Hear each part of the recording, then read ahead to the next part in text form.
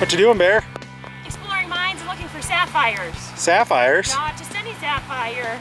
What kind of sapphire? A Yogo Sapphire. Known only to this part of the world, in the Yogo Mountains of Montana.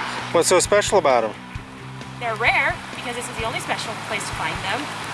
Do you find them in the mines? Do you find them in the rivers? Where do you find them? Well, you find them in both. Really? I know one of the local mines around here found a whole bunch of them at 500 feet deep. So much that the value of the sapphires were more than the value of the gold. So they've just been tossing the gold and getting out the sapphires. Interesting. Well, let's go. This will be our first Yogo Sapphire mine, and I'm hoping to find one to show you. Cool. Let's go take a look. Somewhere in this area is a supposed prospect. However, there is a nice road that runs up to this prospect. And when I say a nice road, I mean a road that hasn't been run for probably 15 or 20 years. That's it over there. There is some interesting water here. You can look right there, you see a pipe running through, completely overgrown. My guess is that our mine, somewhere right up in there where you see that little waterfall. However, all this is nice, good washing down, and likely going to have a good amount of little sapphires in it, purely because Montana has a lot of sapphires. So, what you're going to be looking for is going to be a pay dirt in here.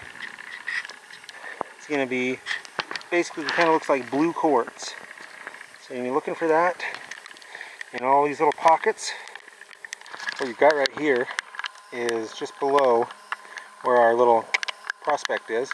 We had a nice big building, some sort of water system right there, and another big building below Jess. Now, this area is not well known for its gold. It produced some gold, but what I'm looking at here tells me that what they were probably getting was sapphires out of this area. As far back as into the 20s and 30s, Tiffany's was buying these Yogo Cornflower Blue Sapphires as one of the cornerstones of their marketing. They were extremely expensive, and there was not a lot of them to be found that were in perfect Tiffany-esque condition, but a couple of mines that were having them, we're making a ton of money out here. So that is going to be my assessment. We'll do some research back at the office and see if my assessment is even anywhere close to correct. We're down a little closer here. We're talking, this is definitely not any sort of gold production, but like we were saying, there was a lot of sapphire that was produced out of here, and Yogo Sapphires, that cornflower blue, comes out of one area, and you're pretty much looking at it. That's why they are so expensive.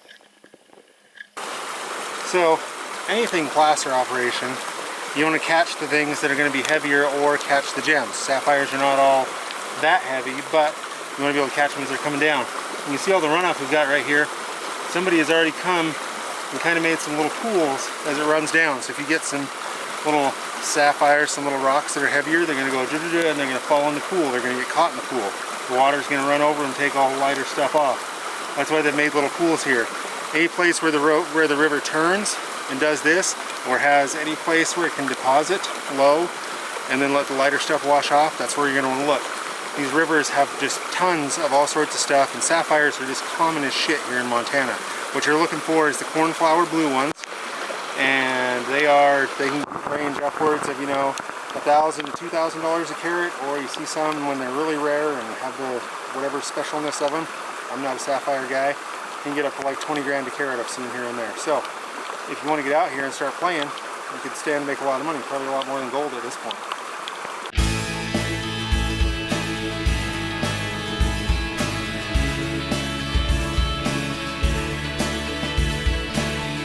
The Cornflower mine is located in an area known for the Yogo Blue Sapphire. This gem can only be found in a small part of Montana, making it extremely rare and extremely valuable. On the Cornflower claim, there are 2 buildings and a series of pipes that appear to have been used for washing materials in vats. There is a possible collapsed prospect on a small waterfall above the buildings. It is likely that this area started as gold and silver prospects, but as more Yogo sapphires were found, they became the main export of the mines.